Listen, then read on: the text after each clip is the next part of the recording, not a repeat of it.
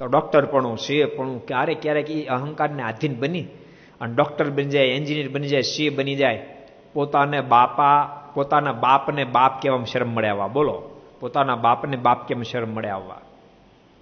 પોતાની માને મા તરીકે સ્વીકારવા તૈયાર ન થાય. એવડા મોટા ડોક્ટર નહીં થઈ જતા, એવડા મોટા એન્જિનિયર નહીં થઈ જતા, એવડા મોટા સીએ અધિકારી નહીં થઈ જતા.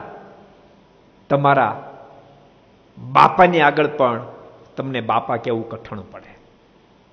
ભૂલી નહીં જતા. તમે ગમે તેટલા ઊંચા લેવલે ગયા, આ બે રીત શીખી રાખજો.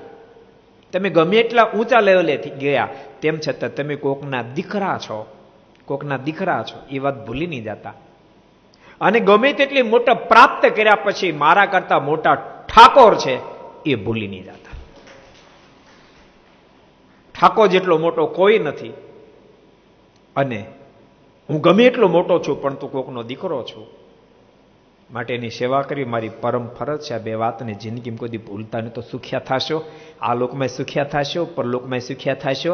ને તે તમે ડોક્ટર હશો, સર્જન હશો, ગમે એટલી મોટી ડિગ્રી પ્રાપ્ત કરીએ છીએ, તમે તમારા મા બાપને નિહાળ છો તો તમારા છોકરા ડોક્ટર જ થાય. પાછ તમે ડોક્ટર તો ડોક્ટર જ કરે, તમારા ડોક્ટર થાય. અને બોલતા નહીં, તમને વૃદ્ધાશ્રમ મૂકી આવશે, તમને વૃદ્ધાશ્રમ મૂકી આવશે. તમે તમારા મા બાપને નહીં સાચો, તમારા છોકરા તમને નહીં સાચવે.